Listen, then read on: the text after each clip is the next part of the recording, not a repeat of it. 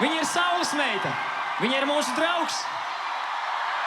Un viņa ir šī koncerta īpašais viesis. Vairvīts Freiberga.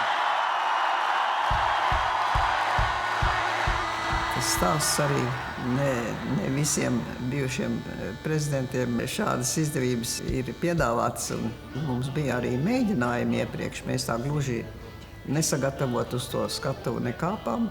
Kaut kādos bēniņos mēs gājām, kur viņiem bija studija un kur tur bija viss, ko es atceros, tur bija pilns ar visādiem vadiem un pastiprinātājiem un drātīm. Bet rezultāts bija tāds, ka man šķiet, ka visi 40 000, kas tajā koncertā klausījās, mūs uzņēma ar lielu sajūsmu un ar lielu sirsnību. Tā kā tas bija neaizmirstams pārdzīvojums, šaubu nav.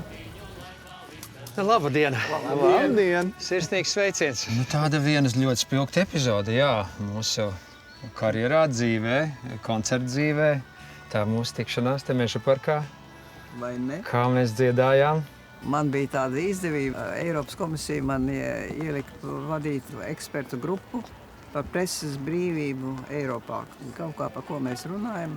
Es saku, jā, un saprotiet, jā, ko es esmu piedzīvojis kā prezidents, kas interesants. Es saku, es daudz ko esmu piedzīvojis. Tikusies ar karaļiem un karalienēm, bet es esmu uzstājusies arī ar Latvijas slavenāko rock grupu 40 000 cilvēku priekšā. Viņi skatās uz mani tā bišķi skeptiski.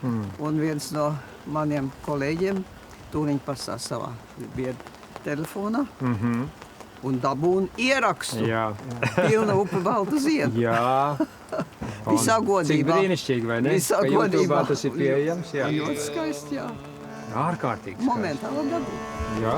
Pilna upe baltu ziedu. Nedrīkstēju pāri ieti, nedrīkstēju pāri iet. Nedrīkstēju pāri ieti, nedrīkstēju pāri iet. Atkārtojām Meža parka uzstāšanos. Jā, cik skaisti! Nu, labi skan!